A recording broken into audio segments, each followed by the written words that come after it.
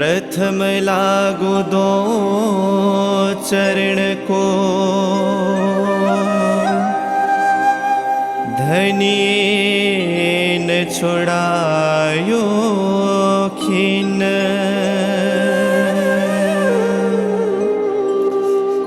लाख तले लालेड़िया,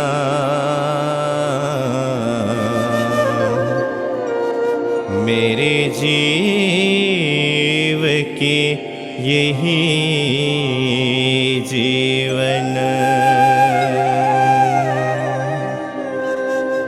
इन पाँव तले पड़े रहूं, धनी नजर खोलो वातुन।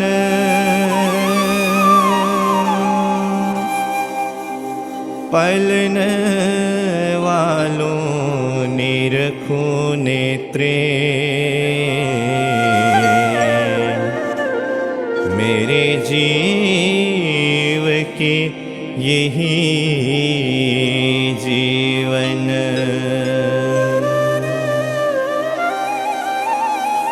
प्यारे मेरे प्राण के, मोहे पल छोड़ो जिन। मैं पाए मेहर महबूब की, मेरे जीव के यही जीवन।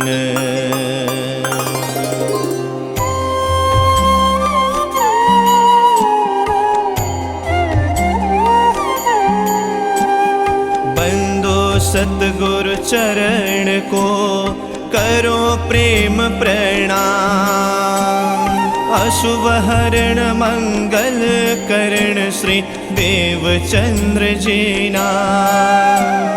वंदो सतगुरु चरण को करो प्रेम प्रणाम। अशुभ हरण मंगल करण श्री देवचंद्र जी श्री प्राणनाथ निज मूलपति, श्री मेहराज सुना। तेज कुंवर श्यामा जुगल को पल पल करो प्रणाम। श्री प्राणनाथ निज मूलपति, श्री मेहराज सुना। तेज कुंवर श्यामा जुगल को पल पल करो प्रणाम। बोलो श्री कृष्ण कन्हैया लाल की, सतगुरु महाराज की, श्री प्राणनाथ प्यारे की, महारानी बाईजुराज की, महाराज छत्रसाल की, तीनों पुरी धाम की, समस्त सुंदर साथ की। बल बल पियाज के प्रेम पर, बल बल चितवन हेत। महमत बल बल सब अंगों, फेर फेर वारणे लेत। फेर फेर वारणे लेत। सागर पांचमा इशक का, पांचमा सागर पूरन। गहरा गुज गंभीर, प्याले इशक दरियाव के। पीवे अरस रूहे फकीर, पीवे अरस रूहे फकीर। पांचमा सागर पूरन।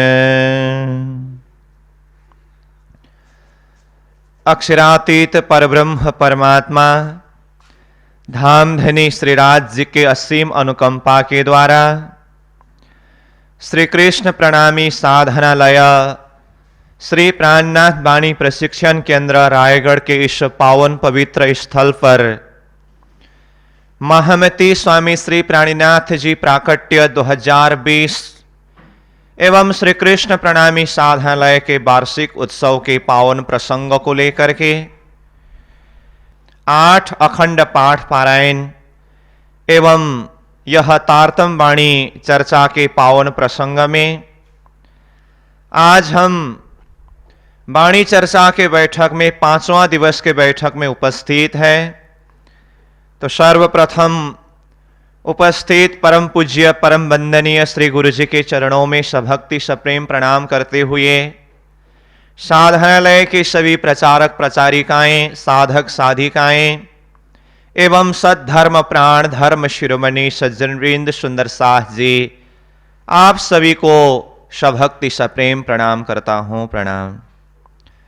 प्यारे सुंदर साह जी, अक्षरातीत धाम धनी स्वरूप महामती प्राणीनाथ जी की यह दिव्य वाणी, जिस वाणी को हम अखंड पाठ पारायण के द्वारा भी आनंद ले रहे हैं और साथ साथ में वाणी चर्चा के माध्यम से भी इस वाणी का रस स्वादन करते आ रहे हैं।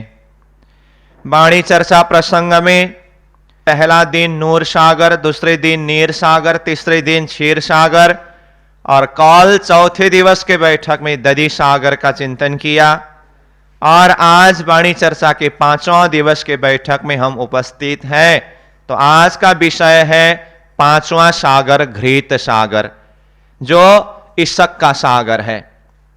परिक्रमा ग्रंथ में महामती प्राणीनाथ जी ने 25 पक्ष परमधाम की वह बड़ी रांग में परमधाम के बाह्य कोण में घृत सागर का वर्णन किया, जिस घृत सागर का रंग आसमानी रंग का है और वही घृत सागर का बातुनी सागर मोल मिलावा के बैठक के अंदर इसक का सागर है।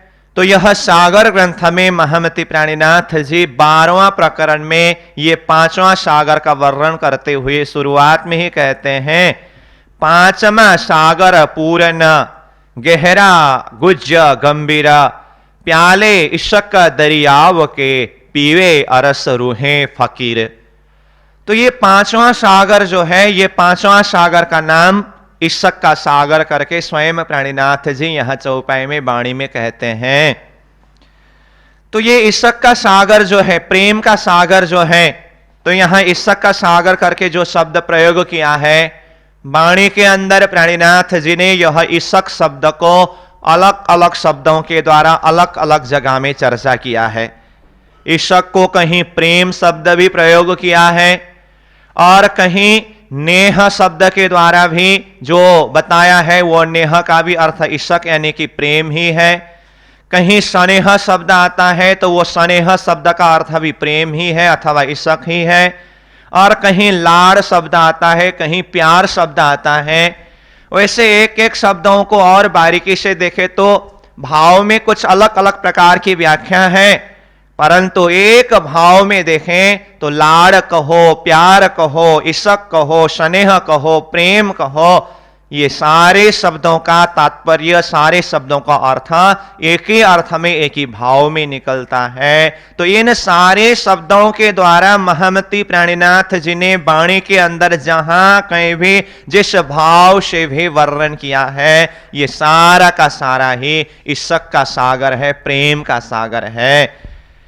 तो ये 5वां सागर इसक का सागर, परमधाम के अंदर इसक कितनी अधिक है तो इसका कोई पारवार नहीं है, जिसको शब्द में वर्णन नहीं कर सकते हैं, जिसको नाप तौल नहीं कर सकते हैं। इसीलिए मोल मिलावा के बैठक के अंदर की सागरों के प्रसंग में प्राणीनाथ जी ने एक सागर इसक का सागर का वर्णन किया।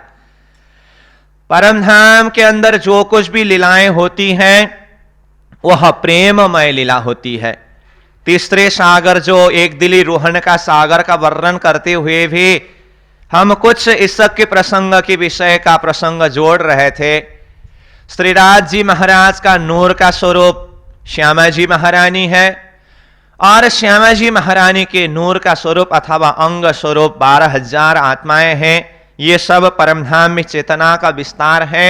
एक ही आत्मा समुदाय होने से, एक ही श्री राज्य की चेतना का विस्तार होने से एक आपस में अधिक से अधिक प्रेम है, अधिक से अधिक इशक है। इसीलिए परमधाम के अंदर की लीला ही इशकमय लीला होती है। तो वो इशक को सागर के रूप में जब यहां वर्णन किया तो कहा पांचवा सागर पूर्ण, ये हर प्रकार से परिपूर्ण है, इसमें किसी भी चीज का कमी नहीं है। और जो सागर गहरा है, गुज्ज है, गंभीर है। देखिए एक एक शब्द कैसे कैसे शब्दों को प्रयोग किया है। सागर शब्द आते ही वो तो गहरा तो है ही, साथ में गुज्ज शब्द प्रयोग किया। तो ये गुज्ज शब्द जो है ना, आज तक किसी ने न कहा, न सुना, न किसी को पता चला। इसीलिए यह इशक का सागर जो है ये गुज्ज सागर रहा।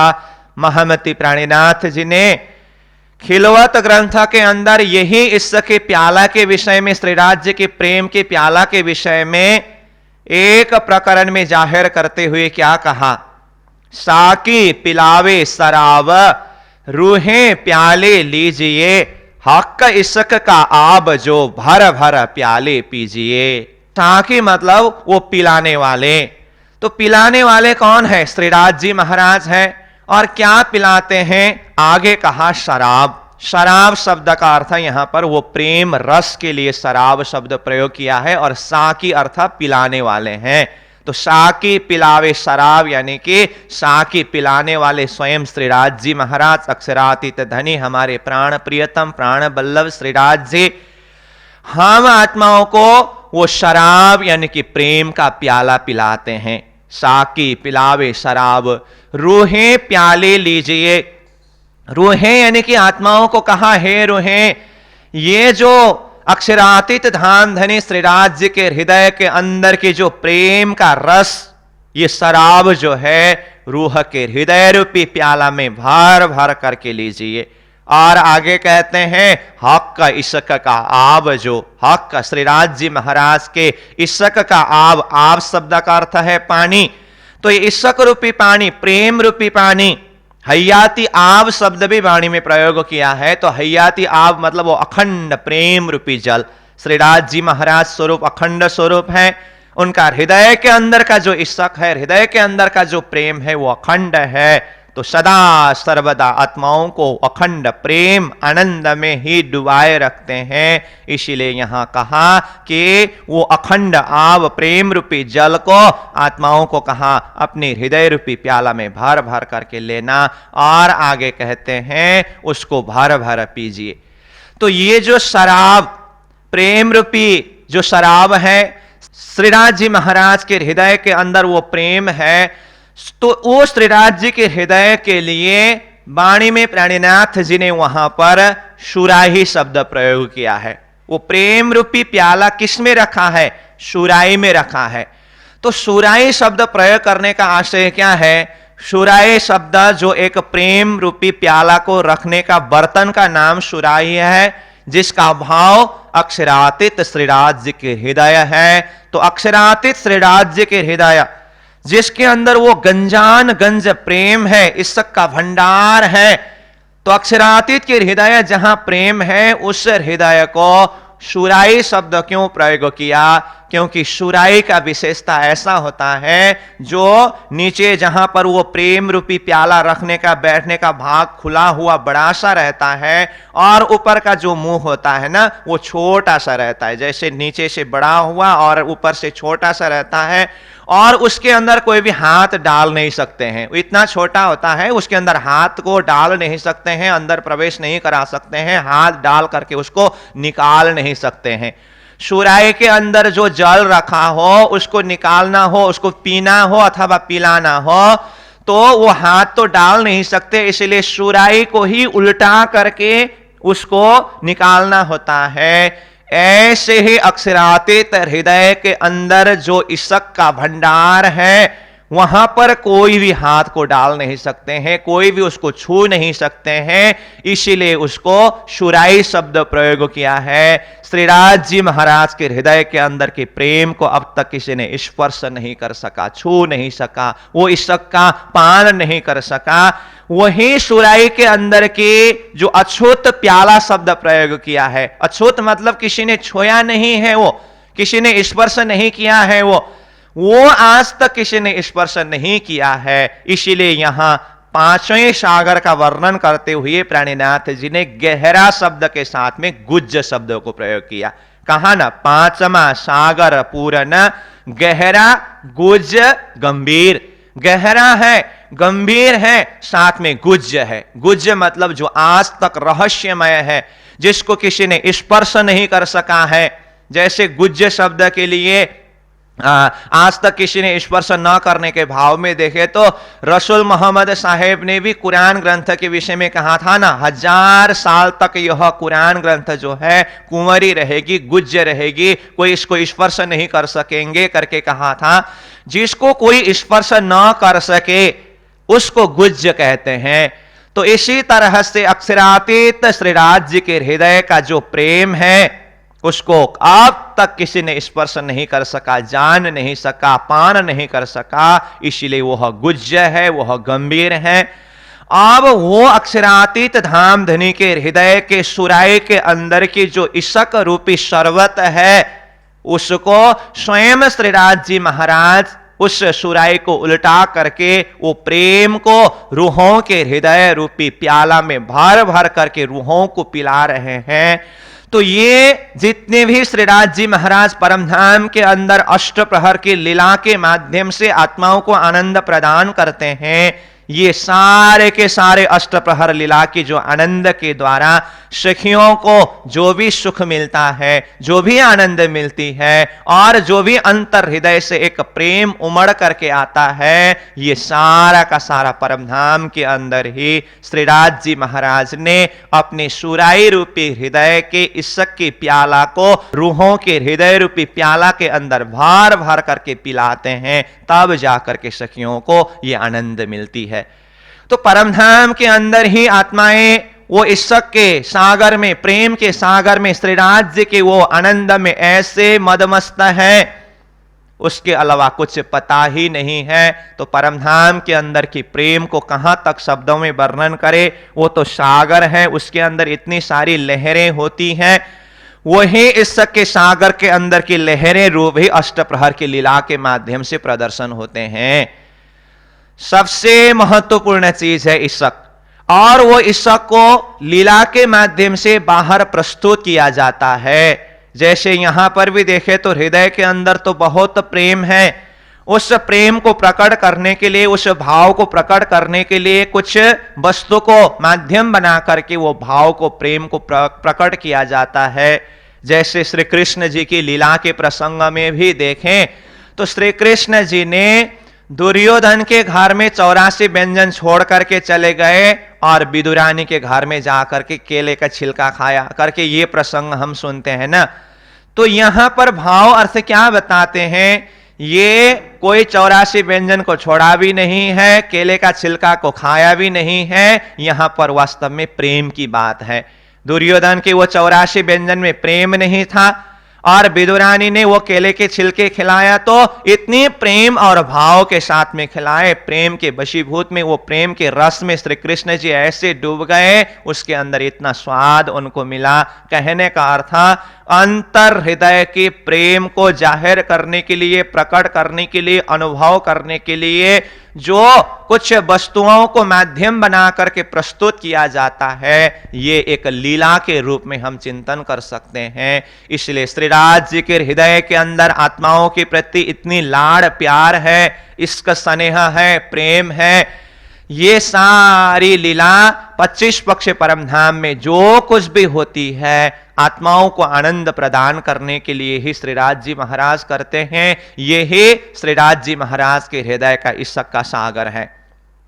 और श्यामा जी महारानी भी श्रीराज जी के हैं आनंद स्वरूपा होने से उनके हृदय के अंदर भी प्रेम है, उनके हृदय के अंदर भी इसक है। इसीलिए श्यामा जी महारानी भी राज जी महाराज को किस तरह से अधिक प्रेम करे, अधिक से अधिक सुख दे, यही चाहती है। 12,000 आत्माएं भी श्यामा जी महारानी के ही नूर का विस्तार होने से वो भी ईश्वर का ही स्वरूप है। उनके हृदय के अंदर भी ईश्वर का सागर है, इसलिए वो भी श्रीराज जी को, श्यामा जी को किस तरह से अधिक प्रेम करे, आनंद प्रदान करे, यही भाव में मदमस्त रहते हैं। इतना ही नहीं, महामती प्राणीनाथ जी ने वाणी के अंदर, परिक्रमा ग्रंथ में और भी ग्रंथों के अंदर परमधाम में पशु पंखियों की इश्क, स्नेह, पातशाही, इन विषयों के ऊपर बहुत सारी चौपाइयों के माध्यम से वहां की लीला, पशु पंखियों के अंदर की एक शक्ति, सामर्थ्य, बल, पातशाही और उनके अंदर की जो इश्क है, स्नेह है, ये भाव के ऊपर चर्चा किया है। तो ये इश्क के संदर्भ में परमधाम के अंदर हम जितने भी चिंतन करें, जहां कहीं भी देखें, वहां ईश्वर का हम दर्शन कर सकते हैं। श्री पुखराज जी के मध्य के जो खजाने का ताल है, खजाने के ताल से होते हुए, बंगला जी के तरहट्टी से होते हुए, फिर अद्विज के कुंड की तरहट्टी, ढपी चौतरा की तरहट्टी, मूल कुंड की तरहट्टी से होते हुए मूल कुंड के पूर्व किनार से श्री जमुना जी का रूप प्रकट होते हैं ना। तो ये जमुना जी के रूप को भी भाव में वर्णन करते समय ये ईश्वर का ही लहरें हैं। श्रीराज जी के हृदय के अंदर से जो ईश्वर प्रकट होते हैं, वो श्री जमुना जी के रूप में बहते हुए, वो लहरों के साथ में, वो आनंद में मदमस्त होते हुए, फिर आत्माओं के हृदय रूपी हौज कौशर ताल के अंदर वो ईश्वर का सागर प्रवेश होता है। ऐसे ऐसे जो एक बातूनी भाव से भी चिंतन करते हैं, परमधाम के हर तत्व में, हर वस्तु में, हर लीला में, जहां कहीं भी ईश्वर ही ईश्वर है, प्रेम ही प्रेम है।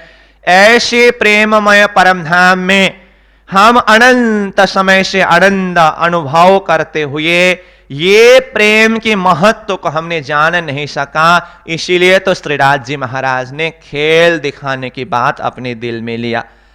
तो ईश्वर का सागर परमधाम के अंदर ही नहीं है, ये सृष्टि के विषय में भी जब हम चिंतन करें ना, ये सृष्टि के अंदर जो कुछ भी है, जहां कहीं भी है, सारा ईश्वर ही ईश्वर का विस्तार है।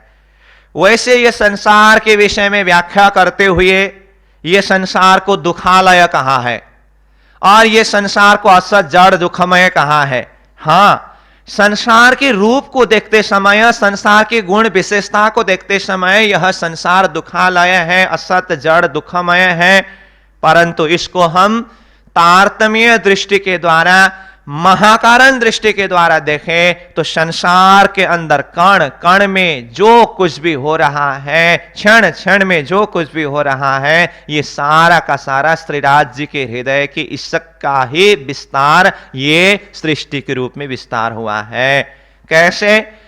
ये सृष्टि विस्तार करने का, अथवा हम आत्माओं को ये खेल दिखाने का मूल महाकारण सूत्र क्या है?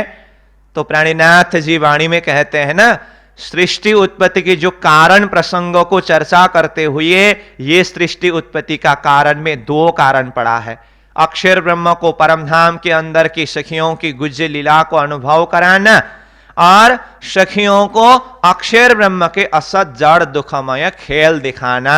तो प्राणीनाथ जी ने कहा, अब खेल उपज के कहो कारण, ये दो इच्छा भई उत्पन्न, बिना कारण कार्य नहीं होए, सो कहो या के कारण दोए। इस तरह से सृष्टि उत्पत्ति की दो कारण के विषय में बताया है।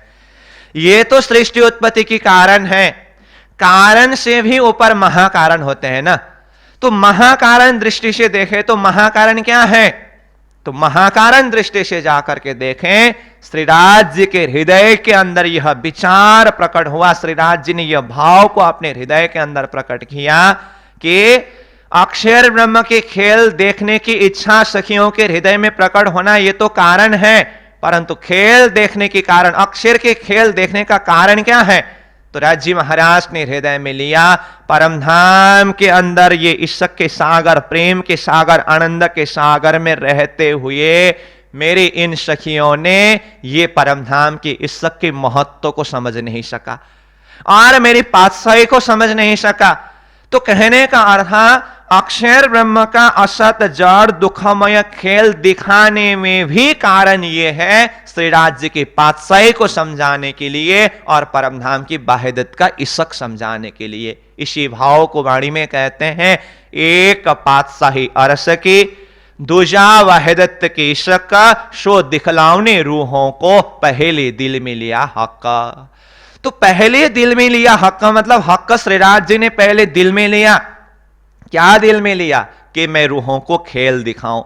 तो खेल दिखाने की बात श्रीराज जी ने दिल में लिया, तो इसका मूल आशय, मूल कारण क्या पड़ा? एक पातशाही अरस की। एक तो श्रीराज जी की पातशाही को, परम धाम की पातशाही को समझाने के लिए, दूजा वाहिदत के इशक, दूसरा अद्वैत परम धाम के इशक को समझाने के लिए, ये दिखलाउने रूहों को, ये दिखाने के लिए, पहचान कराने के लिए आत्माओं को श्रीराज जी महाराज ने खेल दिखाने की बात अपने दिल में लिया। कहने का अर्थ क्या हुआ? ये सृष्टि जिस रूप में भी विस्तार हुआ हो, अब सृष्टि विस्तार के प्रसंग में अक्षर ब्रह्म के ऊपर फरामशी की पर्दा डालना, क्षर पुरुष की उत्पत्ति होना और क्षर पुरुष के द्वारा एक ओम बहुश्याम कह करके सृष्टि का विस्तार करना, शेष नारायण त्रिदेव होते हुए 84 लाख जीव का विस्तार होना, ये सृष्टि के अंदर जीव की जो अज्ञानमय लीला चलना, फिर धर्म शास्त्रों के माध्यम से ज्ञान को जाहिर करना, फिर अंतिम में जाकर के अक्षरातीत धाम धनी स्वयं इस जगत के अंदर प्रकट होकर के विज्ञानमय प्रेममय लीला को जाहिर करना, ये तो सारी सृष्टि की गतिविधि, सृष्टि की लीला क्रम है। परंतु ये जो कुछ भी जाहिर हुआ है, मूल रूप में देखें तो सखियों को, यानी कि परमधाम की आत्माओं को वाहिदत का इशक समझाने के लिए है। ये सृष्टि का बीज है। तो देखिए, हम बीज जिस का बोते हैं, बीज जिस चीज का होता है, वो वृक्ष बन करके जब फल लगता है ना, वो फल भी वही प्राप्त करते हैं हम। जैसे मान लीजिए आम का बीज बोया हो और फल लगते समय अमरूद का फल लगा हो, ऐसा नहीं होता है ना। आम का बीज बोया हो तो वो वृक्ष के रूप में भी आम ही रहेगा और उसमें फल लगते समय भी आम ही फल के रूप में लगेगा। कहने का अर्थ बीज जैसा होता है, वृक्ष अथवा फल वैसा ही होता है। ये सृष्टि का मूल बीज ही इशक है। पहले लई हक के दिल में, श्रीराज जी महाराज ने जब पहले दिल में लिया सृष्टि को विस्तार करने के लिए, खेल को बनाने के लिए और आत्माओं को खेल दिखाने के लिए, तो पहले दिल में लेने का कारण है जिस विषय में हम चर्चा कर रहे हैं, एक पातशाही अरस की, दूजा वाहिदत का इशक, अद्वैत परमधाम की प्रेम आत्माओं को समझाने के लिए श्रीराज जी महाराज ने खेल दिखाने की बात दिल में लिया है। तो ये सृष्टि का बीज ही इशक है। तो ये सृष्टि के रूप में जो कुछ भी विस्तार हुआ है, वो सारा का सारा इशक का ही विस्तार हुआ है, प्रेम का ही विस्तार हुआ है। इस तरह से महाकारण दृष्टि से हम देखें तो परमधाम तो इशकमय है ही। ये जगत के अंदर भी हर जगह हमें इशक का हम दर्शन कर सकते हैं। जैसे मेहर सागर में जाकर के प्राणीनाथ जी कहते हैं, मेहर होता है जिन ऊपर मेहर देखता पांचों तत्व, पिंड ब्रह्मांड सब मेहर के बीच बसता।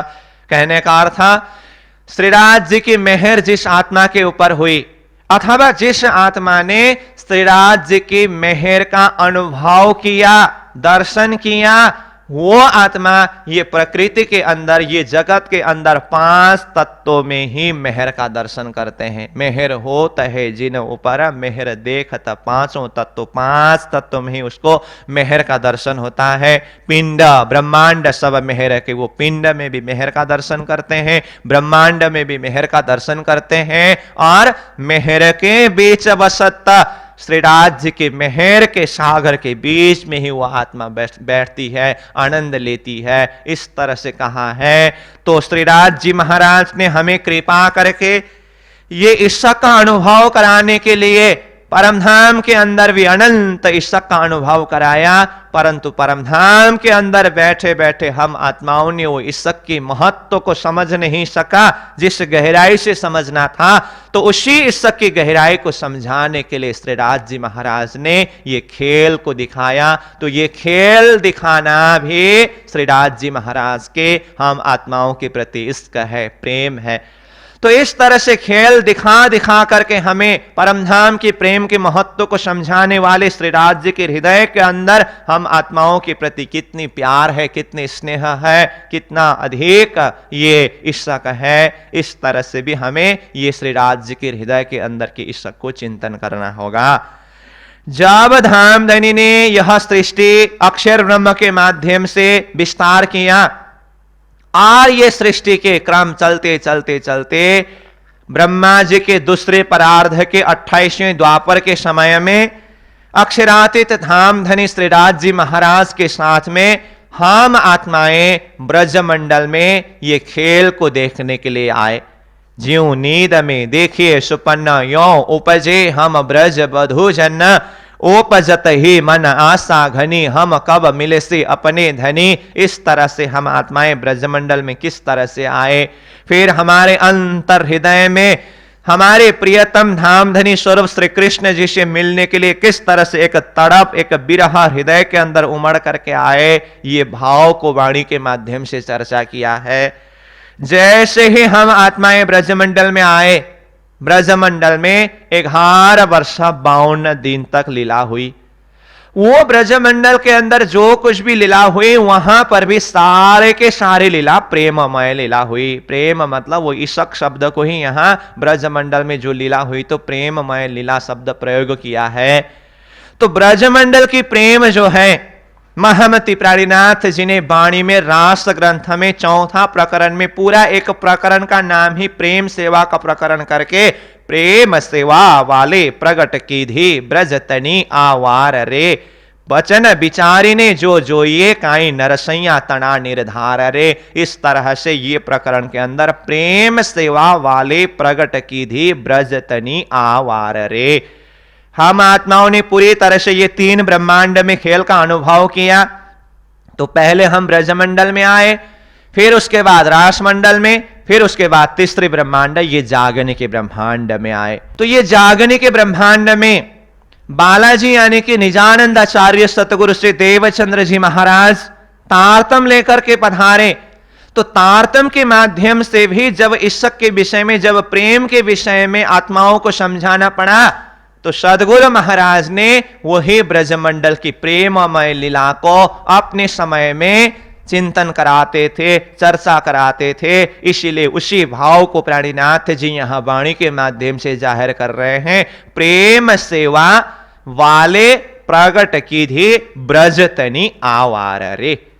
ब्रजतनी यानी कि ब्रजमंडल की जो लीला है, कौन सी लीला? ब्रजमंडल की लीला, जिसको पहला ही शब्द प्रयोग किया प्रेम सेवा। वो ब्रजमंडल की प्रेम सेवा, प्रेममय लीला को वाले बालाजी प्यारे धनी सदगुरु स्वरूप ने प्रकट की थी, प्रकट किया। कहां?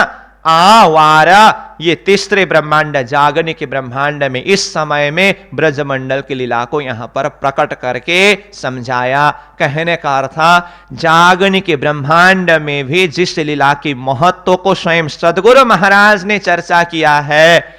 बितक साहेब में लालदास जी महाराज सदगुरु महाराज की चर्चा की विषय वस्तु को बताते हुए कहते हैं ना, निजानंदाचार्य सदगुरु महाराज तारतम के माध्यम से जब चर्चा करके आत्माओं को जगाने लगे तो सदगुरु की चर्चा की विषय वस्तु क्या थी? तो कहा ब्रज रास लीला की बड़ा दिखावत बोझ। ब्रज रास लीला की बहुत भारी महत्व समझाते थे सदगुरु महाराज। और फिर आगे जाकर के परमधाम का वर्णन करना, श्री राज्य के स्वरूप का वर्णन करना, श्रृंगार का वर्णन करना।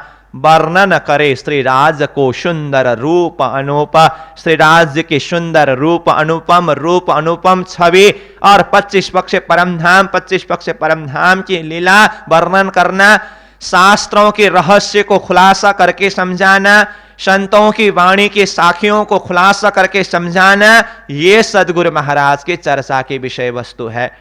तो यहां देखिए ब्रज रास लीला की बड़ा दिखावत बोझ।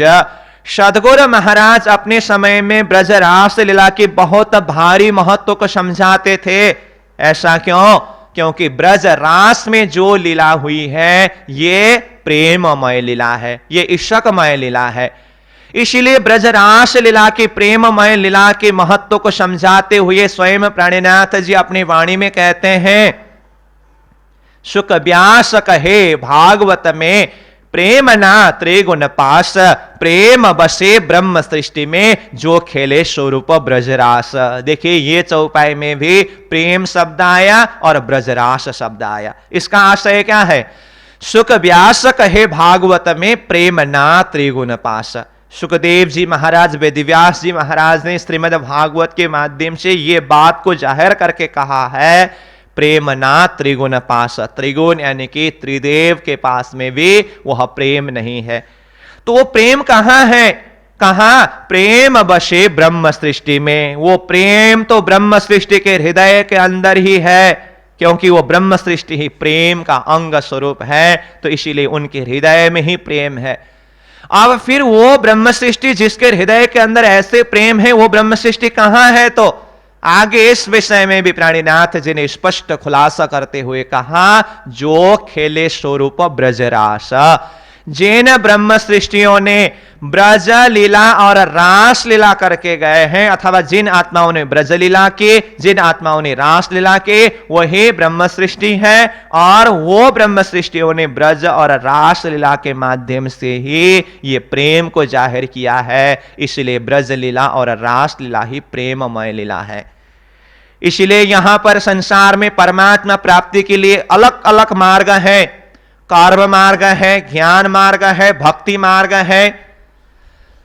इन सारे मार्गों में से अंतिम में जाकर के, जब भक्ति के बाद, भक्ति में भी अंतिम में जाकर के प्रेम लक्षणा भक्ति शब्द प्रयोग किया है। भक्ति वैसे एक ही है, परंतु भक्ति को अलग अलग रूप से वर्णन करते हुए तीन प्रकार की भक्ति का जो परिभाषा किया है, भक्ति रेखा त्रिधा प्रोक्ता, सगुणा निर्गुणा परा, सगुणा नवधा ख्याता, निर्गुणाष्ट विधा स्मृता, दश लक्षण संयुक्ता, परख्या प्रेम लक्षणा। इस तरह से तीन प्रकार की भक्ति, जिसे त्रिधा भक्ति कहते हैं, इस तरह से वर्णन किया है। तो त्रिधा भक्ति क्या क्या है? एक कहा सगुण भक्ति। सगुण भक्ति किसे कहते हैं? यहीं पर स्पष्ट रूप में कहा, सगुणा नवधा ख्याता। सगुण भक्ति जो नवदा भक्ति है, यानी कि सगुण भक्ति का जो 9 अंग होते हैं, जिसे नवदा भक्ति भी कहते हैं। श्रवणम कीर्तनम विष्णु स्मरणम पाद सेवनम अर्चनम वंदनम दास्य सख्यात्म निवेदनम, यह नवदा भक्ति है, जिसे सगुण भक्ति कहते हैं, जिसका लक्ष्य वैकुंठ तक का है, साकार ब्रह्म उपासना करते हैं। ये भी एक भक्ति का मार्ग है, जिसे सगुण भक्ति कहते हैं। इसके बाद फिर दूसरा भक्ति है निर्गुण भक्ति।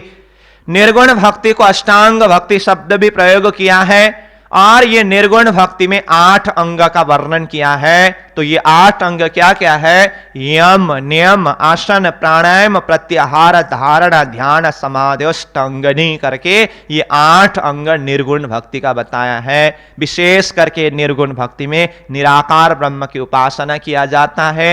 यहां पर निर्गुण भक्ति शब्द प्रयोग करने पर भी ज्यादातः ये निराकार ब्रह्म की उपासना ज्ञान मार्ग के द्वारा वो निर्गुण ब्रह्म का उपासना करते हैं। फिर भी वो परमात्मा प्राप्ति के मार्ग होने से उसे एक भक्ति शब्द प्रयोग किया है। तो दूसरा है निर्गुण भक्ति। फिर उसके बाद तीसरे नंबर में है पराभक्ति। तो पराभक्ति मतलब ये नवदा भक्ति से भी परे का भक्ति, सगुण और निर्गुण भक्ति से भी परे का भक्ति, जिस परे के भक्ति में अनन्यता का विशेषता होने के कारण इसे अनन्य शब्द भी प्रयोग किया गया है। नवदा भक्ति से परे होने से इसे पराभक्ति भी कहते हैं। नवदा में अनन्य भाव जुड़ने के कारण नवदा भक्ति, 9 प्लस 1 अनन्य भाव होने के कारण इसे दशदा भक्ति भी कहते हैं। तो ये कृष्ण भक्ति की बात है। तो ये कृष्ण भक्ति तक आना, पराभक्ति अथवा ये अनन्य भक्ति शब्द प्रयोग किया है। और ये ईशक के सागर के प्रसंग में ही हम देखें, जागने के ब्रह्मांड में निजानंदाचार्य सतगुरु श्री देवचंद्र जी महाराज ने हम आत्माओं को जिस भक्ति मार्ग के द्वारा परमधाम तक का लक्ष्य प्रदान किया है, हमारा जो भक्ति मार्ग है ये परदशदा प्रेम लक्षणा भक्ति मार्ग है। ये तारतम्य मार्ग जो है ना, परदशदा प्रेम लक्षणा भक्ति, और आगे एक शब्द जुड़ा है अनन्य परदशदा प्रेम लक्षणा भक्ति कहते हैं। तो इसका अर्थ क्या हुआ? अनन्य मतलब न अन्य इति अनन्य। एक अक्षरातीत पूर्ण ब्रह्म परमात्मा धाम धनी श्रीराज जी महाराज को हम आत्मा के दुल्हा के रूप में मानते हैं। तुम दुल्हा मैं दुल्हन और न जानो बात, इस कसम सेवा करो सब अंगों साक्षात। एक अक्षरातीत धाम धनी के अलावा हमें किसी को भी अपने जो मालिक के रूप में, अपने पति के रूप में स्वीकार नहीं होते हैं। जिस तरह से संसार में एक पतिव्रता स्त्री के लिए एक पति के प्रति जो भाव है, अन्य पुरुष तो पर पुरुष है ना, तो भक्ति मार्ग में भी अक्षरातीत पूर्ण ब्रह्म परमात्मा एक स्वरूप ही हमारे आत्मा के पति है। तो इस भाव से एक में तटस्थ होना ये अनन्य भाव है। और परदसदा, परदसदा मतलब ये नवदा भक्ति से भी परे होने से और उसमें अनन्यता का विशेषता जोड़ने के कारण वो परदसदा हुआ। और ये प्रेम लक्षणा शब्द क्यों आया? वो अक्षरातीत पूर्ण ब्रह्म परमात्मा स्वरूप ही प्रेममय स्वरूप है। इसीलिए वो परमात्मा को प्राप्त करने के लिए प्रेम लक्षणा भक्ति के मार्ग से ही हम प्राप्त कर सकते हैं। दसदा भक्ति कहने से, अनन्य भक्ति कहने से कृष्ण भक्ति तक पहुंचते हैं। तो कृष्ण भक्ति तक पहुंचने के बाद अब तारतम्य सूत्र के द्वारा यह कहा गया है, कृष्ण कृष्ण सब कोई कहे पर भेद न जाने कोई, नाम एक विध है सही पर लीला तीन विध होए, एक भेद वैकुंठ का दूजा है गौलोक तीजा धाम अखंड का कहे पुराण विवेक। इस तरह से कृष्ण भक्ति में पहुंचने के बाद भी अब श्री कृष्ण जी की त्रिवेद लीला रहस्य को चिंतन करके अक्षरातीत लीला को ही पकड़ना और वो अक्षरातीत की लीला में कुर्बान होकर के, समर्पित होकर के उसी के द्वारा ही परमात्मा के चरण शरण तक पहुंचने की लक्ष्य रखना, ये अनन्य भक्ति भाव में अक्षरातीत की भक्ति भाव का सूत्र बन जाता है। श्री कृष्ण जी ने तो वैसे समग्र में साधारण हिसाब से कृष्ण लीला को देखें तो श्री कृष्ण जी ने ब्रजमंडल में भी लीला की है, रास मंडल में वृंदावन में भी लीला की है, उसके पश्चात फिर मथुरा में भी लीला की है उन्होंने, और उनकी लीला में द्वारिका की लीला भी है। परंतु त्रिधा लीला भेद से देखते समय श्री कृष्ण जी की लीला में त्रिवेद लीला रहस्य है, ये तो हम जानते ही हैं। कृष्ण लीला त्रिधा प्रोक्ता तत्तद भेदे अनेकदा, इस तरह से शास्त्र ने भी कहा है।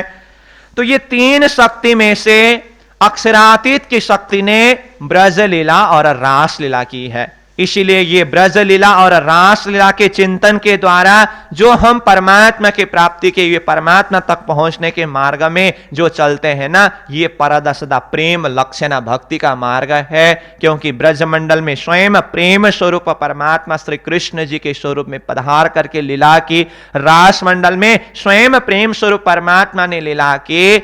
महामती प्राणीनाथ जी कहते हैं, ब्रह्म लीला ढपी हती अवतारों दरमियान, सो आए फेर अपनी प्रकट करी पहचान। परब्रह्म परमात्मा अक्षरातीत धाम धनी ने 28वें द्वापर के समय में ब्रजमंडल में आकर के 11 वर्ष 52 दिन तक अपनी लीला को जाहिर किया, फिर रास मंडल के माध्यम से अपनी लीला को जाहिर किया। परंतु दुनिया के बीच में ये परब्रह्म परमात्मा की लीला अवतार के बीच में ढक गई थी। ब्रह्म लीला ढपी हती अवतारों दरमियान। ब्रजरास में लीला करने वाले 28वें द्वापर के समय के जो श्री कृष्ण जी हैं, वो परब्रह्म परमात्मा अक्षरातीत श्री कृष्ण जी थे। परंतु दुनिया वालों ने सदा सदा जिस तरह से वैकुंठ धाम से भगवान विष्णु की शक्ति आते थे और लीला करके जाते थे, वो अवतारी शक्ति को ही समझा। इसीलिए कहा ब्रह्म लीला ढपी हती अवतारों दरमियान, अवतार के बीच में वो परब्रह्म परमात्मा की लीला ढक गए थे। तो वो परब्रह्म परमात्मा की लीला को फिर किसने प्रकट किया? तो कहा सो आए फिर अपनी प्रकट करी पहचान। सो यानी कि वही परब्रह्म परमात्मा स्वरूप जिन्होंने ब्रजरास में आकर के अपनी ब्रह्म लीला को जाहिर किया, सो वही स्वरूप फिर ये 28वें कली के समय में ये तीसरे ब्रह्मांड जागन के ब्रह्मांड में सतगुरु महाराज के स्वरूप में, महामती प्राणीनाथ जी के स्वरूप में तारतम्य स्वरूप होकर के ये जागन के ब्रह्मांड में पधारे। सो आए, आकर के क्या किया? फिर अपनी प्रकट करी पहचान, फिर से अपनी पहचान को प्रकट किया कि वो परब्रह्म परमात्मा स्वरूप ने ब्रज मंडल में आकर के, रास मंडल में आकर के ब्रह्म लीला को किस तरह से जाहिर किया था, वो लीला को प्रकट करके स्वयं परब्रह्म परमात्मा स्वरूप अक्षरातीत धनी ये जागन के ब्रह्मांड में जाहिर हो गए। तो अब ये जागन के ब्रह्मांड में परब्रह्म परमात्मा की पहचान सब किसी को हो रहे हैं तारतम के प्रकाश के माध्यम से। तो इन सारे प्रसंगों का आशय क्या है? ब्रजमंडल में और रास मंडल में जो लीला हुई है वो प्रेममय लीला है। इसीलिए मैं भक्ति शब्द को प्रयोग कर रहा था। भक्ति के विषय में बहुतों ने बहुत सारे शब्दों के द्वारा व्याख्या करने का प्रयास किया। बहुत सारे शब्द है भक्ति की परिभाषा करते हुए, और अंतत्वगत्वा भक्ति के ही परिभाषा में, भक्ति की व्याख्या करते हुए नारद भक्ति सूत्र जैसे ग्रंथ भी धरती के अंदर रचना हुआ, जाहिर हुआ। इन सारे शब्दों के द्वारा जब भक्ति की परिभाषा, प्रेम की परिभाषा पूरी तरह से नहीं कर पाए, अंतत्वगत्वा भक्ति के विषय में, प्रेम के विषय में क्या कहा? ब्रज गोपियों की तरह करके ब्रज गोपियों की प्रेम को एक उदाहरण के रूप में धरती में ये शब्द को प्रयोग किया गया। अब हमें विचार करना होगा ब्रज गोपियों की प्रेम, ब्रज गोपियों के अंदर के इश्क स्नेह को इतने अधिक से अधिक धरती के बीच में महत्व गाने का अर्थ क्या है? प्राणीनाथ जी ने भी कहा ना, वचन विचारिने जो जोइए काई नरसैया तना निर्धार रे। नरसैया जी ने भी ब्रजमंडल के सखियों के प्रेम के ही महत्व को गाया है। वल्लभाचार्य जी के शब्द को देखिए, वल्लभाचार्य जी ने भी कृष्ण प्रेम की महिमा को गाया है। मीराबाई कृष्ण प्रेम में ही पागल हो गई। सूरदास जी ने कृष्ण प्रेम की महिमा को गाया है। बड़े बड़े भक्त जितने भी हुए, सारे के सारे भक्तों ने श्री कृष्ण जी के प्रेम की महत्व को ही गाया है। और ये भक्त की ही बात नहीं है, 14 लोक ब्रह्मांड के मालिक त्रिदेव जो है ना, त्रिदेव भी कृष्ण प्रेम के लिए प्यासे हैं। वो कृष्ण प्रेम के अंदर डूबना चाहते हैं। ब्रह्मा जी ने 60,000 वर्ष तक तपस्या करके ब्रज गोपियों के चरण रज प्राप्त करने के लिए चाह रखा। 60 वर्ष सहस्राणी मया तप्तम तपा पूरा नंद गोप ब्रज स्त्रीणाम पाद रेणु उपलब्धे तथापि न माया प्राप्त तासम वही पाद रेणव। इस तरह से धर्मशास्त्र ने वर्णन किया है। कहने का अर्थ 60,000 वर्ष तक ब्रह्मा जी ने ब्रज गोपियों के चरण रज को प्राप्त करने के लिए तपस्या किया, परंतु उनको प्राप्त नहीं हो सका। तो विचार करिए, ब्रज गोपियों की चरण रज इतने अधिक से अधिक महत्वपूर्ण होने का कारण क्या है? संसार में बहुत सारे अवतारी मुनि तीर्थंकर, बहुत सारे शक्ति आए, उन सभी के चरण रज के इतने महत्व न होना और ब्रज गोपियों के चरण रज इतने महत्वपूर्ण, जिस चरण रज को प्राप्त करने के लिए स्वयं ब्रह्मा जी भी लालायित है। इसका अर्थ क्या है? इसका अर्थ ये ब्रज गोपी कोई साधारण नहीं है, ये संसार के जीव नहीं है, वो तो परम धाम से आए हुए, वो प्रेममय धाम से आए हुए प्रेम रूपी आत्माएं हैं। इसीलिए वो ब्रज गोपियों के माध्यम से जो वो प्रेम रूपी आत्माओं के द्वारा स्पर्श किया हुआ, चाहे चरण रज हो, चाहे जितने भी वस्तु पदार्थ हो, वो सारा का सारा प्रेममय हुआ। इसलिए ब्रजमंडल के अंदर जो कुछ भी वस्तु सामग्रियां हैं, वो सारा का सारा प्रेममय है। इसीलिए वो सब कोई दर्शन करना चाहते हैं, लालायित है, प्यासे हैं। इस भाव से हमें देखना होता है। ब्रज गोपियों के चरण रज का इतना महत्व है, तो स्वयं ब्रज गोपियों की महत्व कितनी है। और ब्रज गोपियों के भी आत्मा के मालिक जो है अक्षरातीत धाम धनी स्वरूप, उनके हृदय के अंदर ब्रजमंडल में कितने सारे प्रेम थे, इस चीज को भी हमें समझना होगा। इसीलिए ब्रजमंडल में जब श्री कृष्ण जी लीला कर रहे थे, महामती प्राणीनाथ जी ने कलश वाणी में एक प्रकरण गोकुल लीला का प्रकरण के ऊपर चर्चा किया। तो गोकुल लीला के प्रकरण का चर्चा करते हुए प्राणीनाथ जी कहते हैं, सारे के सारे ब्रजवासी कृष्ण प्रेम में मग्न है। ब्रह्मांड आखो गहलो शब्द प्रयोग करते, सारा ब्रह्मांड श्री कृष्ण जी के प्रेम में पागल हुए हैं। क्योंकि वो तो स्वयं परब्रह्म परमात्मा स्वरूप है। तो इसीलिए ब्रजमंडल की प्रेममय लीला को सदगुरु महाराज ने जागने के ब्रह्मांड में भी प्रकट करके समझाया। ऐसी महत्वपूर्ण लीला प्रेम सेवा वाले प्रगट की धी ब्रज तनी आवार रे। ये ब्रजमंडल की लीला की भी प्रेम का भी सार रास मंडल का प्रेम है। रास की जो प्रेममय लीला के महत्व को भी समझाया है, क्योंकि ब्रजमंडल परब्रह्म परमात्मा की लीला है, होते हुए भी ये लीला ये प्रकृति के अंदर हुई है। और रास लीला के संदर्भ में तो रास लीला तो ये प्राकृतिक जगत से परे हुए हैं। रास लीला बेहद भूमि में केवल ब्रह्म के धाम में एक अलग सा ही योग माया का ब्रह्मांड को खड़ा करके वहां पर रसरास लीला हुई है। और वहां जो भी रसरास के लिए वो सामग्री तैयार किया गया है वो स्वयं श्री कृष्ण जी के अंतर हृदय की चेतना ही अनंत रूप में विस्तार हुए हैं। इसलिए वो रसरास लीला की जो प्रेम है उसको किस शब्द में ला करके वर्णन करे। ये रास की प्रेम की महत्व, ब्रज की प्रेम की महत्व धर्म शास्त्रों ने गाया है, महामती प्राणीनाथ जी ने अपनी वाणी के माध्यम से प्रकट किया है। और ये ब्रज और रास लीला में इतनी अधिक से अधिक प्रेम होते हुए भी फिर हम आत्माओं के अंतर हृदय में खेल देखने की इच्छा पूरी न होने के कारण तीसरे ब्रह्मांड जागने के ब्रह्मांड की रचना धाम देने के हुक्म के द्वारा किया गया।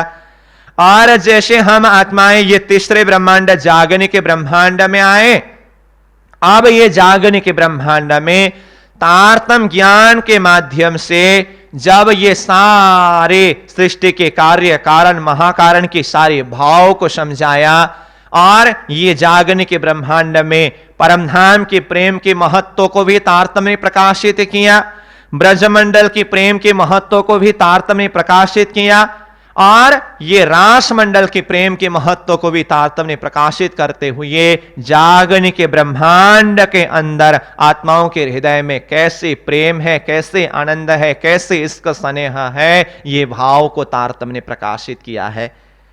जब तारतम्य के प्रकाश के द्वारा जागने के ब्रह्मांड में आत्माओं के हृदय में वो अक्षरातीत परब्रह्म परमात्मा के साथ में हमारा जो संबंध है, ये संबंध का बोध हुआ, संबंध का पहचान हुआ। संबंध को जानते ही अब हृदय के अंदर ऐसे प्रेम ऐसे भाव उमड़ करके आता है, वो ईश्वर को प्रकट करने के लिए, वो प्रेम को अनुभव करने के लिए संबंध का ज्ञान होना होता है। ब्रजमंडल के दर्जा में पूरी तरह से ब्रजमंडल का प्रेम वहां पूर्ण है, परंतु वो ब्रज के दर्जा के हिसाब से पूर्ण है। रास मंडल के हिसाब से चिंतन करें तो रास के ही दर्जा से रास की प्रेम परिपूर्ण है, परंतु जागने के ब्रह्मांड में आकर के देखे तो जागने के प्रेम की तुलना में ब्रज और रास का प्रेम भी कुछ एक उदाहरण जैसा ही हुआ। इसका अर्थ ये नहीं कि जागने के ब्रह्मांड में आकर के ब्रजरास के प्रेम को गौण बना रहे, ऐसी बात नहीं है। ब्रजरास में प्रेम का कोई हिसाब ही नहीं है, परंतु जागने के ब्रह्मांड के साथ में वो प्रेम को तुलना करके देखें तो जागने के ब्रह्मांड में कितनी अधिक प्रेम है, स्नेह है, इश्क है, इसको समझाने के लिए प्राणीनाथ जी ब्रजरास के प्रेम के साथ में ही तुलना करके समझाते हैं। ब्रह्म सृष्टि होती ब्रजरास में, प्रेम हो तो लक्ष्य बिना।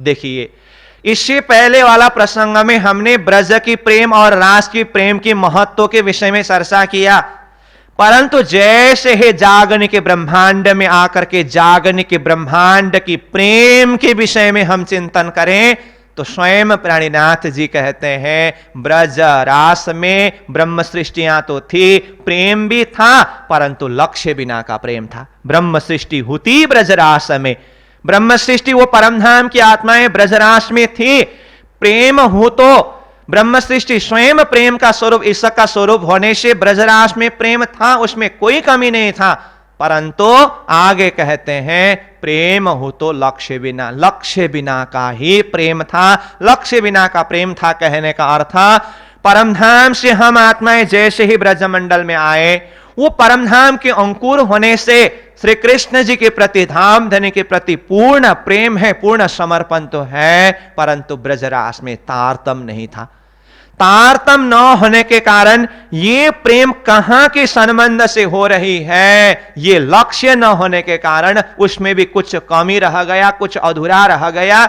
इसीलिए तो ब्रज के दर्जा में ब्रज का ही प्रेम परिपूर्ण था, रास के दर्जा में रास का ही प्रेम परिपूर्ण था। तब तो फिर रास लीला पूरी होने के बाद हमें परम धाम में परात्मा स्वरूप में जागृत कराना चाहिए था ना, तो धामधनी ने क्यों हमें जागृत होने नहीं दिया?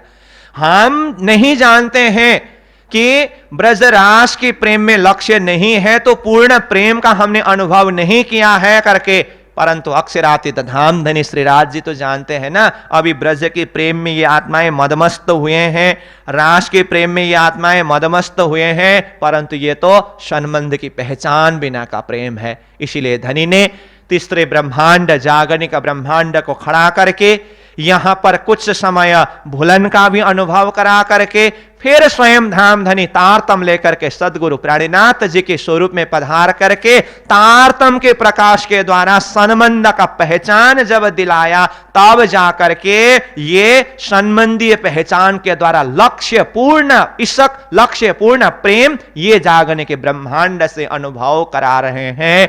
तो यहां पर ईशक के साथ साथ में इलम का भी महत्व दिखाई दे रहा है। तो कल का प्रसंग में हम इलम का सागर के विषय में चर्चा करेंगे, तो इस विषय में और गहराई से कुछ चिंतन करने का प्रयास करेंगे।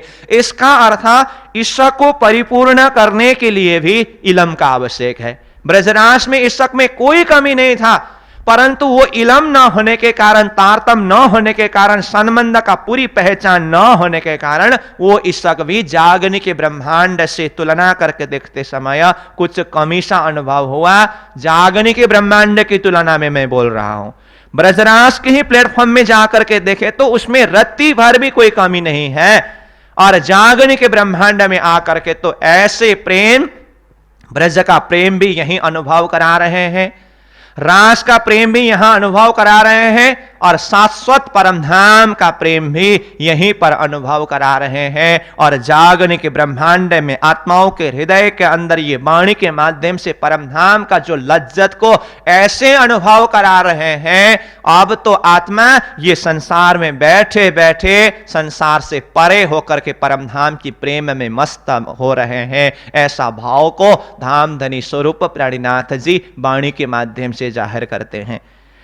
जब वाणी के द्वारा श्रीराज जी महाराज के साथ में संबंध का पहचान हुआ, अब ये संबंध का पहचान होते ही आत्माओं के हृदय के अंदर वो प्रेम ऐसे मजबूत हो गए, अब उसी प्रेम के द्वारा आत्मा ये खेल में बैठे बैठे परमधाम की सुख में, परमधाम के आनंद में मदमस्त होने लगी। लागी वाली और कछु ना देखे, पिंड ब्रह्मांड वाको हैरी नाही, वो खेलता प्रेमे पार पियासों, देख न को तन सागर माही। देखिए किरंतन वाणी में प्राणीनाथ जी ने ये चौपाई के द्वारा क्या भाव दर्शाया है। जब इलम के द्वारा संबंध का पहचान हुआ और हृदय में ईशक यानी कि प्रेम प्रकट हुआ, वो आत्मा की स्थिति कैसी होती है? लागी वाली और कछु ना देखे। उसकी लगन तो परमात्मा श्रीराज जी के हृदय में ही लग गया। जिसका लगन, जिसका प्रेम श्रीराज जी के प्रति हुआ हो, उसको तो श्रीराज जी के अलावा, धनी के अलावा, धाम के सुख के अलावा और कछु ना देखे, कुछ दिखाई ही नहीं देता है।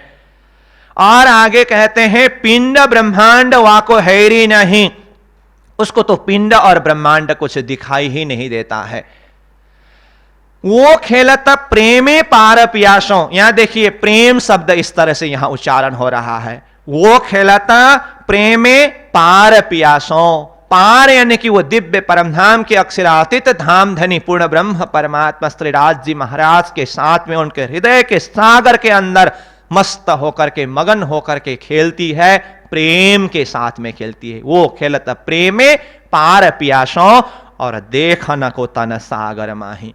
देखने के लिए उसका शरीर, उसका तन ये संसार सागर के बीच में दिखाई देते हैं, परंतु वो संसार सागर में नहीं होते हैं। यही स्थिति तो इंद्रावती आत्मा ने अनुभव किया। तब जाकर के इंद्रावती अपनी स्थिति को वाणी के माध्यम से जाहिर करते हैं। तुम देखत मोहे इन इंड में, मैं 14 तबक से दूर, अंतर्गत ब्रह्मांड ते सदा साहेब की हजूर।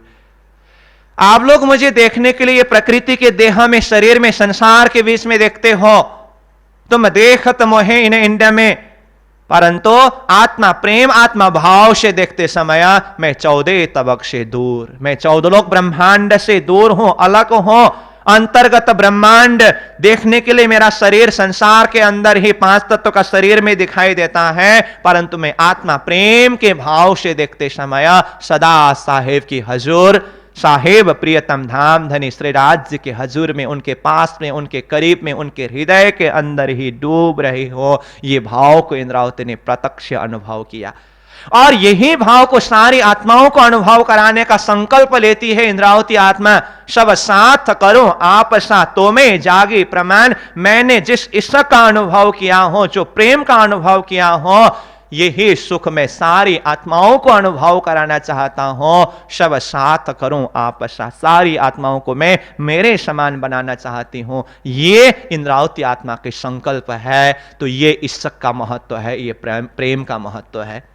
जागने के ब्रह्मांड में तारतम के माध्यम से महमति प्राणीनाथ जी ने अब तक के सारे शब्दों को चिंतन करके देखा। अब तक के मतलब सृष्टि के शुरू से लेकर के अभी तक जितने भी अवतारी आए, तीर्थंकर आए, पैगंबर आए और जितने भी धर्मशास्त्रों की बातें हुई हैं, यहां पर ज्ञानी जन आए, मुनि जन आए, ध्यानी जन आए, बहुत सारे आए।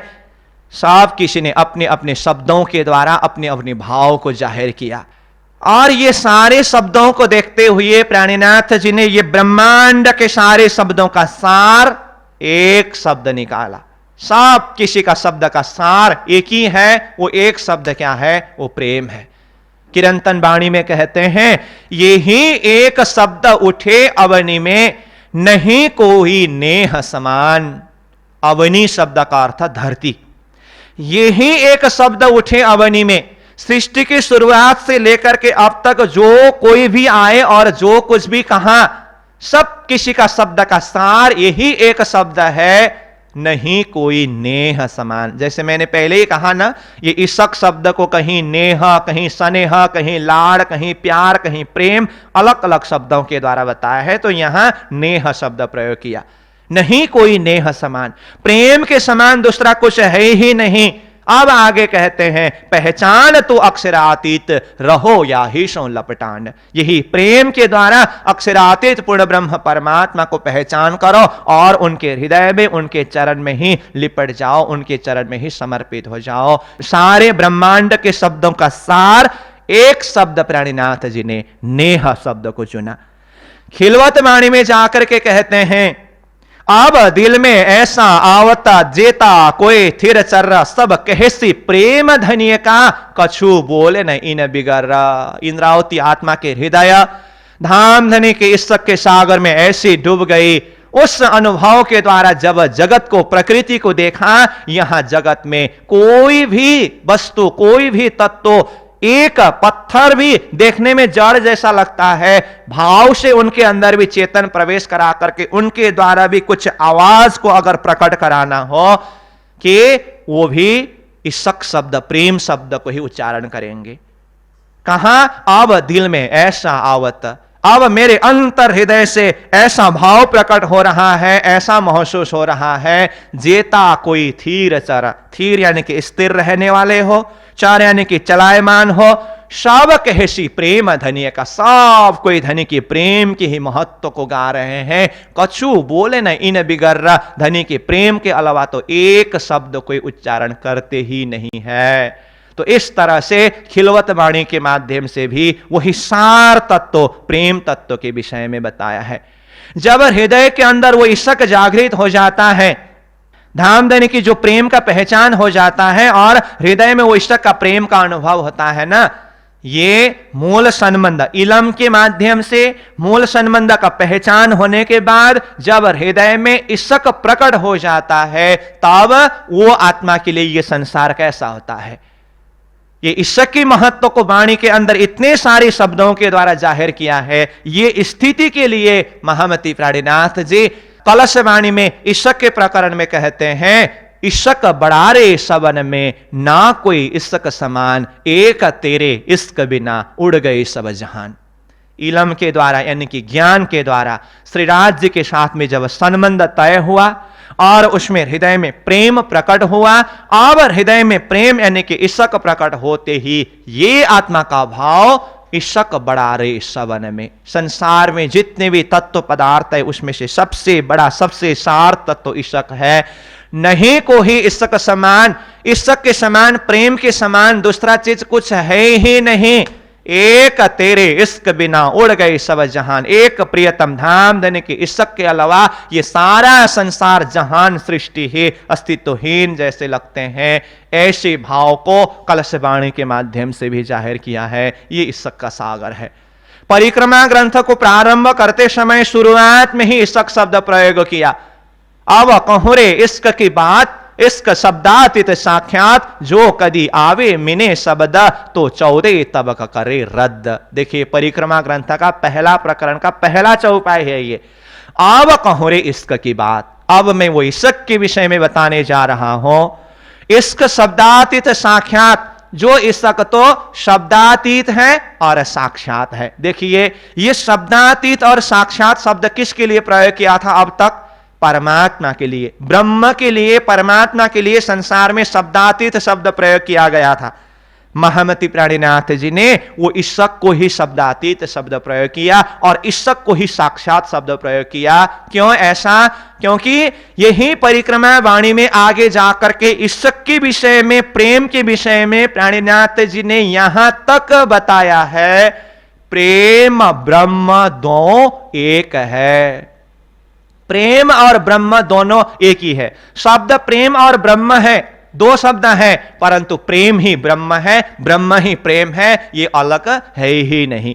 धर्मशास्त्र ने जिसके लिए संकेत करके कहा रसवई सह ब्रह्मवई रसः, वो रस का समूह, प्रेम का समूह अथवा प्रेम का पुंज का नाम ही ब्रह्म स्वरूप है, परमात्मा स्वरूप है।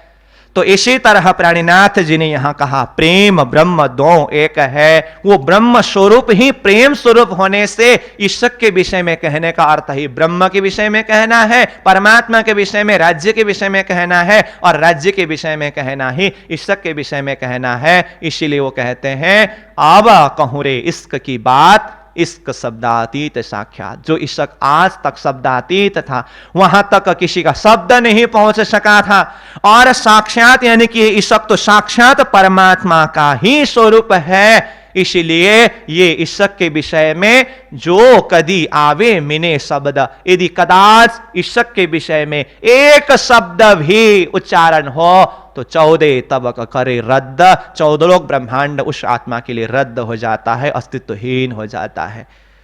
परमात्मा स्वरूप इश्क की तो बात ही छोड़ दीजिए। प्राणीनाथ जी ने वाणी में यहां तक का भाव को जाहिर किया है, परम धाम के एक बालू का कण भी 14 लोग ब्रह्मांड को उड़ा देते हैं। अर्श की एक कंकड़ी उड़ाए देवे 14 भवन। तो परम धाम के एक बालों का कण 14 ब्रह्मांड को उड़ा सकते हैं। तो शाश्वत अक्षरातीत धाम धनी के हृदय का इश्क आत्माओं के हृदय के अंदर अनुभव हो जाए, फिर उसके लिए 14 ब्रह्मांड क्या होता है। इस तरह से ये इश्क की महत्व को गाया है। तो परम धाम के अंदर भी इश्क का सागर है। ब्रजमंडल के दर्जा में देखें तो ब्रजमंडल में भी इश्क का सागर है, रासमंडल में भी इश्क का सागर है, और जागरण के ब्रह्मांड में तो धाम धनी स्वरूप सदगुरु महाराज ने परम धाम की प्रेम, ब्रजरास की प्रेम जागरण के ब्रह्मांड में प्रकट करके समझाया। और महामति प्राणीनाथ जी स्वयं हक के स्वरूप में होकर के ये सारे जो इश्क, ये प्रेममय सुख को यहां जागरण के ब्रह्मांड में अनुभव करा रहे हैं। और जैसे कि हमने शुरुआत में ही कहा, ये सृष्टि का बीज ही इश्क है। एक पातशाही अरस के दूजा वाहिदत का इश्क, सो दिखलावने रूहों को पहले दिल में लिया हक। तो श्रीराज जी महाराज ने अपनी वो वाहिदत का इश्क को समझाने के लिए ये खेल दिखाने की बात को हृदय में लिया। खेल के रूप में जो कुछ भी हुआ है ये सारे के सारे क्या है? ये इश्क के सागर के अंदर की लहरें हैं। सागर में लहरें होते हैं ना, तो ये इश्क का सागर है। तो ये इसके सागर के अंदर की जो लहरें हैं, ये खेल बनना, हम ब्रजमंडल में आकर के ब्रज के प्रेम का अनुभव करना, रास के प्रेम का अनुभव करना, जागने के ब्रह्मांड में यहां पर कुछ दुख का भी अनुभव हुआ हो, इसके अंदर भी सुख है, इसके अंदर भी आनंद है, इसके अंदर भी राज्य का प्रेम ही है। मेहर सागर में कहा ना, सुख में तो सुख दायम पर स्वाद न आवत ऊपर, दुख आए सुख आवत सो मेहर खोलत नजर। सुखमय आनंदमय भूमि परम धाम में तो अनंत अखंड आनंद सुख था ही, परंतु उसके अंदर वह स्वाद अनुभव नहीं कर सका। ये दुख रूपी संसार के अंदर फिर श्री राज्य के मेहर के द्वारा वो सुख का अनुभव करा रहे हैं। ये श्री राज्य की मेहर है करके मेहर की महत्व को बताते हैं। कहने का अर्थ यहां इश्क के सागर के विषय में हम चर्चा कर रहे हैं। तो ये सृष्टि की ये खेल के अंदर जो कुछ भी हो रही है, ये इश्क के सागर के अंदर की लहरें हैं। इस तरह से फिर अब हम जब परम धाम में परात्मा स्वरूप में जागृत होंगे ना, पहले खेल देखने से पहले भी परम धाम की प्रेममय लीला में हम मदमस्त थे, परंतु उस समय में वो प्रेम की महत्व को हमने सही हिसाब से समझ नहीं सका था। अब राज्य महाराज ने खेल दिखा करके ब्रज रास और जागने के माध्यम से ये प्रेम का अनुभव कराया और साथ में इलम के माध्यम से उसके महत्व को समझाया। जब अब हम परात्मा स्वरूप में उठ करके फिर 25 पक्ष परम धाम के सुख में, आनंद में, प्रेम में डूबेंगे, अब विचार करें वो प्रेम के महत्व जिस हृदय ने अब समझ करके वो सुख में डूब गए हो, वो आत्मा के हृदय के अंदर वो प्रेम किस तरह से और अधिक से अधिक उमड़ करके आएगा। किरंतन वाणी में प्राणीनाथ जी कहते हैं, हम आत्माएं ये संसार में व्यापार करने के लिए आए हैं। धामधनी ने हमें व्यापार करने के लिए भेजा है। तो व्यापार करते समय शुरुआत में कुछ धन लगा करके व्यापार को शुरू करते हैं और उस धन को और ज्यादा से ज्यादा बढ़ा करके फिर हम अपने मालिक के पास में जाते हैं। तो हम आत्माओं को ये संसार में धामधनी ने व्यापार करने के लिए भेजा, तो वो व्यापार करने का धन क्या है? वो इश्क रूपी धन है। कुछ इश्क देकर के भेजा और यहां खेल में आकर के सारी खेल की गतिविधियों को देखते हुए फिर इलम के माध्यम से इश्क की गहराई को इतनी गहराई से समझा। अब हम फिर लौट करके अपने प्रियतम धामधनी परमात्मा श्री राज्य के पास में जाएंगे ना, इतने अधिक से अधिक गुना ज्यादा इश्क हृदय के अंदर उमड़ उमड़ करके आएगा। अब फिर परम धाम की वो शाश्वत प्रेममय लीला में हमें मदमस्त होना है। ये सारे भाव को पांचवा सागर है, इश्क का सागर है। इस सागर के प्रसंग के द्वारा हमें चिंतन करनी होगी। तो इसी भाव को यहाँ प्राणीनाथ जी ने ये पांचवा सागर के अंदर वर्णन किया है। ये मूल मिलावा का सागर है। तो हमारे हृदय के अंदर भी वो परमधाम का प्रेम, ब्रजरास का प्रेम और जागने के ब्रह्मांड में इलम के द्वारा यानी कि ज्ञान के द्वारा संबंध को पूरी तरह से पहचान करके हृदय के अंदर जो प्रकट हुआ जो प्रेम के माध्यम से श्री राज्य के अंतर हृदय में डूब करके परमधाम के सुख, परमधाम के आनंद को अनुभव कर सके। इन्हीं शब्दों के साथ अब वे चौपाई दोहरा करके अभी की बाणी चर्चा को विश्राम देता हूं। बोलो श्री सद्गुरु महाराज की, श्री प्राणनाथ प्यारे के। मोमिना होए सो समझियो, ये बीतक कहे महामात,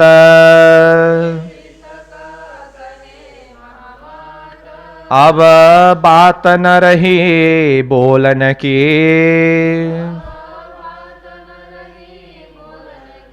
कहा चलते जान निस्वात, कहा चलते जान निस्वात। बोलो श्री सतगुरु महाराज के, श्री प्राणनाथ प्यारे के प्रणाम।